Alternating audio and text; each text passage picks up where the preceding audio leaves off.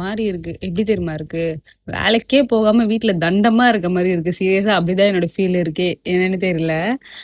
ஆனா நான் ஒர்க்குக்கு போயிட்டு தான் இருக்கேன். பட் ஆனா ஈவினிங் போறேன். காலையில போகாதன்றதுனால எல்லாரையும் பார்க்கும்போது, ஐயோ! எல்லாரும் வேலைக்கு போறாங்க. நம்ம மட்டும் வீட்ல இருக்கோமே அப்படின்ற மாரி ஃபீல் ஆகுது.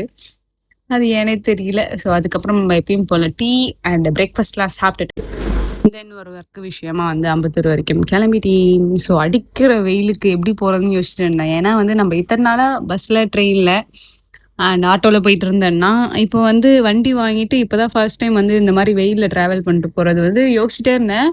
பட் ஆனா செம்ம வெயில் இப்பதான் வந்து ஃபர்ஸ்ட் டைம் ஃபீல் பண்றேன். இதுவரைக்கும் டபுள்ஸ்ல வந்து பின்னாடி உட்காந்து போயிருக்கேன். சரி எதுவும் தெரியாது. நம்ம ஓட்டிட்டு போகணுன்ற தான் வந்து அந்த வெயிலோட எஃபெக்ட் வந்து எப்படி இருக்கும்ன்ட்டு ஃபீல் பண்ணேன்.